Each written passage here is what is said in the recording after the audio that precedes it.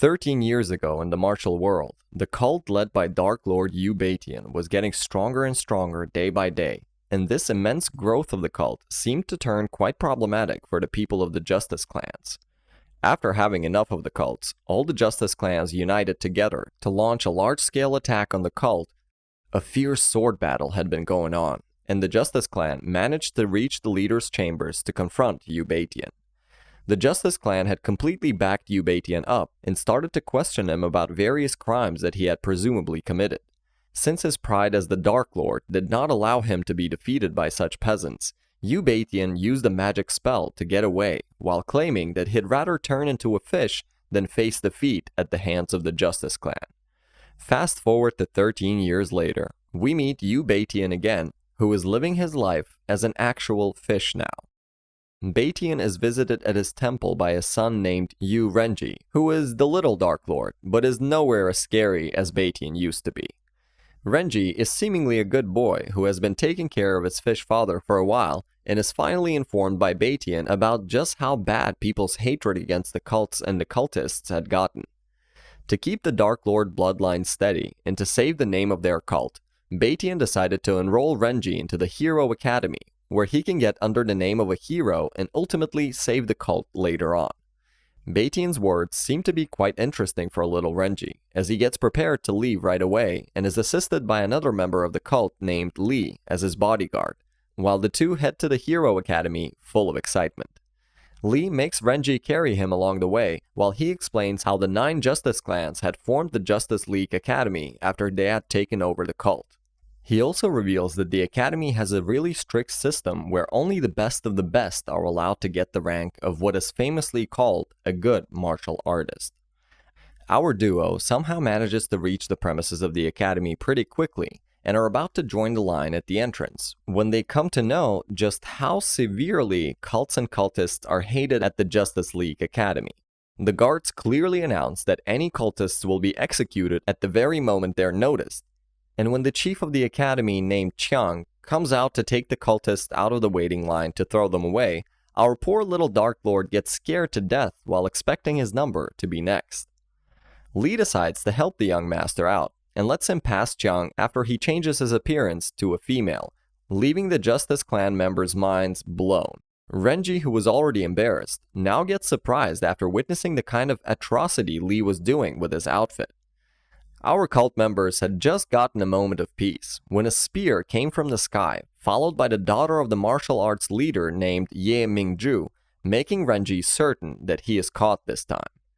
Mingju had pulled her spear on our guys while spewing nothing but hate against cults, when Lee decided that there was no other way to get out but to fight.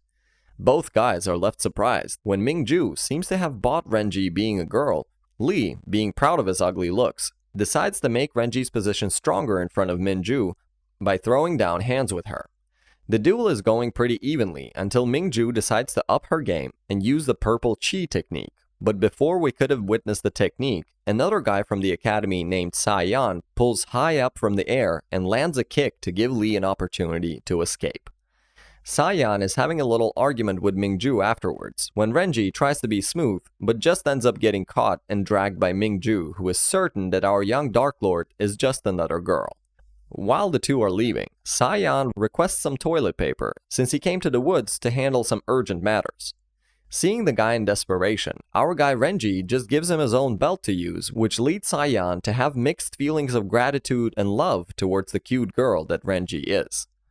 As Renji is walking back with Mingju, she explains just how much she abhors men, making Renji look for a quick way to switch back to his male clothes. Things take another turn for Renji as he is absolutely left with no choice after Mingju pulls out a portrait of him, remarking that this kid is the little Dark Lord. Mingju starts to explain further details that the Justice League knows about the cult leader's son, which leads our already troubled Renji to feel even more pressure.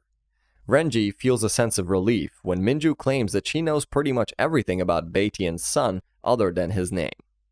After ranting about just how much she hates men in general, and revealing just how she would torture the little Dark Lord if she ever came across him, Mingju leads Renji to the ceremony stadium, where she leaves him alone for a while to handle some stuff.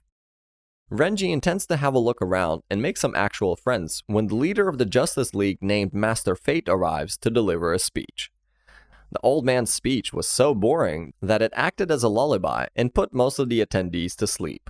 Until, upon Mingju's idea, the old man lit another fire inside every single student at the academy after mentioning their sole purpose of just demolishing any traces left of the cults. Renji just realized yet again just how dangerous all these people are and is trying to get away since everyone's busy catching the Fate Ball, launched in a little inauguration event. Renji feels like luck is on his side for the very first time ever since arriving here, but it turns out that for some reason, Renji ends up being the one who catches the ball, and hence the chosen one by fate. But surprisingly, for some reason, this year's opening ceremony had a second gift. The second gift is revealed to be something of actual value since unlike the first stupid little statue, the winner will be receiving 10 years of cultivation chi from Master Fate himself. The announcer is wondering about what could be the matter when it turns out that his breast implants had fallen out. Renji, being flat-chested now, raises a lot of commotion among the crowd as they start blaming him for being a dude all along, after giving him a peck on the cheek. Mingju's hate for men does prove Renji's innocence for now, but her action leads to the other guys being envious. The opening ceremony wraps up, and Renji is crying outside in the woods about how he ended up getting a kiss from Mingju and how he is supposed to face her from now on. While Renji is still panicking, he is approached by Mingju, who angrily tells him to not hide anything from her since she just went out of her way to help Renji out. Renji's approval makes Mingju deliberately happy, and she tells him to follow her to the placement test. The pair arrives at the location of the test, and Mingju explains how exactly this test is made to calculate the aptitude of students. The instructor for the test is Chang from earlier, and he starts off by telling the others about Mingju as their role model, revealing to Renji that Mingju is also a freshman, but knows a lot since she grew up at this academy. Chang calls Renji and seemingly has a problem with Renji and his weakness. The first test of running around the ring begins, and while the other students have to run 50 laps, Chang makes Renji run 100. Chang's plans end up failing after Renji finished his 100 laps real quick, impressing the rest of the students, much to Chang's dismay.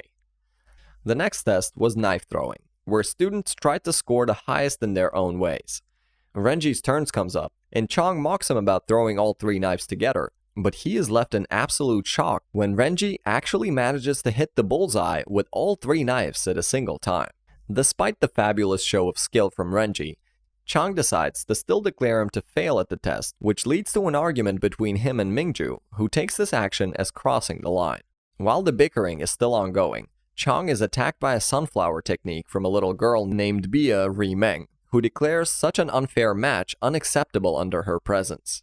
Chang, who is surprised by the sudden interference, asks about the sect Bia belongs to, and after some fancy positioning, she claims to be a member of the Sunflower Sect. Chang snobbily declares her sect as that of nobodies, which leads to Bia jumping into the ring to challenge Chang to a duel. After Chang realizes that she had already lost her previous 2 tests, he decides to teach her a lesson and give her a good beating. Chang deliberately sets up the match to be a power round. Bia accepts the duel and demands that Chang will acknowledge Renji if she wins before the match starts. The bell rings with the wager on, and for the first few minutes, no one makes a single move. Eventually, the inevitable happens, and Chang beats the little Bia to a pulp with his obviously massive strength and proceeds to make fun of the Sunflower Sect. He goes to the lengths of making fun of Bia's dad, and after he calls him a coward, Bia tries to stand up for her father, but isn't really able to do much. Chang decides that he had enough of Bia's chit-chat, and jumps in the air to deliver a final critical hit to the already beaten girl, when Renji decides to step in and challenge Chang to a duel after displaying his own chi. Chang decides to take on the challenge without thinking much and charges his chi to go for a straight attack on Renji. Renji blocks the first attack out and starts to dodge every single one of Chang's attacks, leading him outside the ring. He uses Bia as a basketball and dribbles her before shooting her towards Mingju for safety. The crowd starts getting confused as Renji is basically neglecting to attack Chang with literally anything, while Renji is revealed to be worried about revealing his identity since he only knows how to use the cult kung fu. A little backstory shows how Batian revealed Renji's strength to him at the cult. remarking that Renji basically had been taught every single cult art by the elders of the cult from the fear of being wiped out by Justice League, and that, over time, made Renji so strong that he had mastered every single type of both cult kung fu and martial techniques, making him the strongest cult member ever, despite his looks. Renji suddenly remembers how his father taught him to slap the other person if he got in any sort of physical altercations, and he does exactly that to blow Chang out at a distance. Chang stands up and realizes that the technique Renji just used belonged to one of the cult members and is about to reveal Renji's identity out loud when the effects of the technique make him pass out from excess mana usage. Chang still manages to hint the others towards Renji by writing the word cult, but Renji's worry almost disappears after the whole crowd ignores Chang to praise the little Dark Lord for his amazing performance. The celebration gets disrupted quite quickly when the dean of the discipline department, named Yu Batian, arrives at the scene and gives off a disgusted look after witnessing how Chang just lost to a freshman. He decides to declare a warning by remarking that he is aware about the cult member who has sneaked in, telling him to come out himself if he wishes for a peaceful death. After checking out the scene of the recent duel for a brief moment, Batian determines that if a freshman is able to take down a teacher of Chang's level by himself, that student has to be the one who had sneaked in from the cult, putting the whole blame of the case on poor Renji alone. Mingju stands up for Renji, claiming that Renji was only able to defeat Instructor Chang since she had received chi cultivation from none other than the Fate Master himself. Our guy gets even more troubled when the guards pull up with Saiyan as a witness for the cult member, and upon his arrival, Saiyan starts to take a menacing walk on all fours towards Renji that almost gives our guy a mini heart attack. Things turn out to be not that bad for Renji, as Saiyan just starts being thankful for the fact that Renji is safe, revealing that there was a secret cult poison on the silk scarf Renji gave him earlier. Renji wonders about the scarf for a bit, and remembers that the gourmet cream everyone is talking about is just a fish sauce that they had invented from 6 different spices, and it must have gotten on Renji's belt after Lee spilled some over. Even after Saiyan had explained his story and Mingju was helping out to get him off of Renji, Batian, still not convinced, suddenly launches a slash attack that passes Renji to hit the bush behind. Lee ends up coming out of the bush, who supposedly was there to keep an eye on Renji, and starts the fight with Batian. Lee ends up running away, but at least he has managed to drop the suspicion off of Renji for now, giving our little Dark Lord some relief for once. After the commotion wraps up, the guards from the management of the academy start to assign classes to the students as their aptitude tests wrap up. Mingju gets assigned to the top class, and Renji congratulates her with a big smile on his face. Mingju hopes that Renji will also be assigned to the same top class since he had defeated a teacher, but after Renji's turn finally comes up, we get to know the surprising news of Renji being thrown into the problem class, despite him having a really good score of 3 A's. After the placement ranks conclude, we get to know a little about how the Justice League Academy became the best academy in all of the martial arts with the best facilities and teachers on the planet. The whole Justice League Academy is remarked to have a single problem, and that is their problem class. The problem class was located in the literal trenches when compared to the rest of the academy, and to poor Renji's bad luck, even his classmates were nowhere near to normal.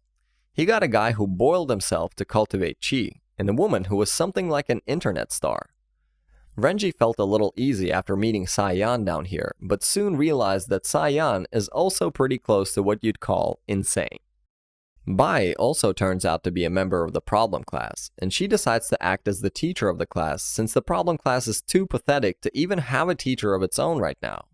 While all this is going on, Batian arrives in class and starts deducting points for every student's behavior, before getting to Renji, and basically deducting all 100 of his points, making our guy the first student to be expelled from the academy.